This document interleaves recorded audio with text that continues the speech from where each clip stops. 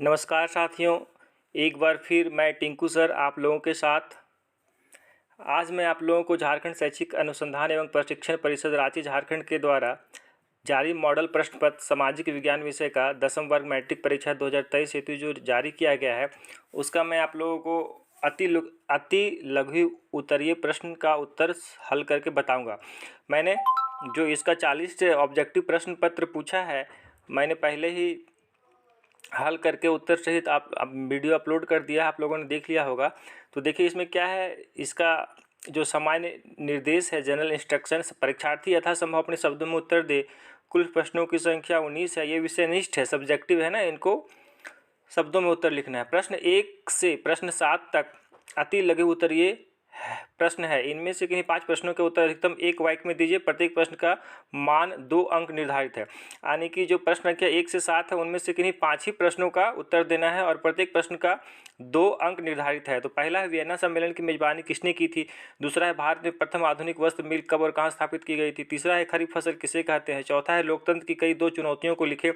पांचवा है समवर्ती सूची के अंतर्गत कौन कौन से विषय आते हैं। छठा है मुद्रा को विनिमय का माध्यम क्यों कहा जाता है। सातवां है विदेशी निवेश से क्या तात्पर्य है। तो इसको हम लोग एक एक करके देखते हैं। तो पहला प्रश्न है वियना सम्मेलन की मेजबानी किसने की थी। तो वियना सम्मेलन की मेजबानी ऑस्ट्रिया के चांसलर ड्यूक मेटरनिख ने की थी। 1815 ईस्वी में वियना सम्मेलन हुआ था। दूसरा नंबर का प्रश्न है भारत में प्रथम आधुनिक वस्त्र मिल कब और कहाँ स्थापित की गई थी। कब और कहाँ स्थापित की गई थी। तो ये सबसे पहले जो 1854 ईस्वी में बम्बई में स्थापित किया गया था। तीसरा नंबर का प्रश्न है खरीफ फसल किसे कहते हैं। तो खरीफ फसल जो है सो वह वर्षा ऋतु में होता है, जैसे चावल, कपास, मक्का, ज्वार, बाजरा, मूंग, जूट और उड़द आदि दाल जो होता है उसको कहते हैं। चौथा नंबर का प्रश्न है लोकतंत्र की कोई 2 चुनौतियों को लिखे। तो लोकतंत्र की चुनौती जैसे विस्तार की चुनौती है, मतलब किसी देश में अगर लोकतंत्र है तो उसको फिर लोकतंत्र को और दूसरे देशों में विस्तार करने की चुनौती है। दूसरा है लोकतंत्र को गहरा और मजबूत करने की चुनौती। तीसरा है राजनीति का अपराधीकरण। 5वां नंबर का प्रश्न है कि समवर्ती सूची के अंतर्गत कौन कौन से विषय आते हैं। तो समवर्ती सूची के अंतर्गत जो है सो शिक्षा, वन, मजदूर संघ, विवाह, गोद लेना और उत्तराधिकार आदि ये सारे विषय आते हैं। तो देखिए इसी प्रारूप का प्रश्न पूछेगा। अगर इसमें मॉडल सेट में समवर्ती सूची के अंतर्गत कौन कौन से विषय आते हैं पूछा है तो हो सकता है आपको मैट्रिक परीक्षा 2023 में पूछ देगा कि संघ सूची के अंतर्गत कौन कौन से विषय आते हैं, राज्य सूची के अंतर्गत कौन कौन से विषय आते हैं। तो आप लोगों को मैं जो है सिविक्स राजनीति विज्ञान का संघवाद चैप्टर का पहले वीडियो अपलोड कर चुका हूं जिसमें ऑब्जेक्टिव प्रश्न है और उसमें सारा बता दिया था कि संघ सूची में कौन कौन से आते हैं, राज्य सूची में कौन कौन से हैं, समवर्ती सूची में। उसको याद कर ले। फिर एक बार बताता हूँ।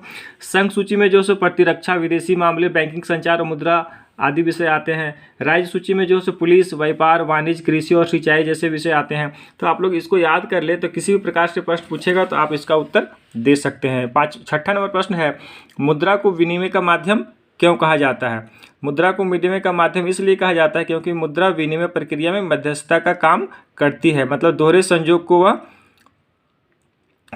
की आवश्यकता को पूर्ण करता है। मान लीजिए किसी व्यक्ति के पास वह चावल की खेती करता है, उसके पास 20 केजी का चावल है और उसको जूते की आवश्यकता है। वह जूता दुकान जाता है और जूते वाले को बोलता है आप 20 केजी चावल ले लीजिए और मुझे जूते दे दीजिए। लेकिन जूता वाला दुकान वाला बोलता है कि नहीं, मेरे पास पहले से चावल बहुत अधिक है, मुझे चावल की आवश्यकता नहीं है। वैसी स्थिति में उसको जूता नहीं मिल पाएगा। फिर वो क्या करेगा, अपने चावल को कहीं दूसरी जगह बेचेगा और उस पैसे से फिर जूता लेगा। इसलिए मुद्रा को विनिमय का माध्यम कहा जाता है ना। मैंने एग्जाम्पल दिया, बस आपको एक वाक्य में उत्तर लिखना है कि मुद्रा विनिमय की प्रक्रिया में मध्यस्थता का काम करती है, इसलिए मुद्रा को विनिमय का माध्यम कहा जाता है।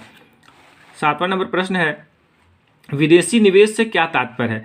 तो बहुराष्ट्रीय कंपनियां जिसको मल्टीनेशनल कंपनियां भी कहते हैं, जो एक से अधिक देशों में इसकी जो है सो संस्था और कार्यालय रहता है, तो बहुराष्ट्रीय कंपनियों द्वारा किए गए निवेश को विदेशी निवेश कहते हैं। ठीक है दोस्तों, ये 7 अति लघु उत्तरीय प्रश्न है जो मॉडल सेट में था। इसमें से किसी 5 ही प्रश्न का उत्तर एक वाक्य में देना है। आप लोग याद कर ले और मेरे वीडियो को प्लीज़ सब्सक्राइब कर ले ताकि आने वाले वीडियो को आपको आसानी से मिल सके। धन्यवाद।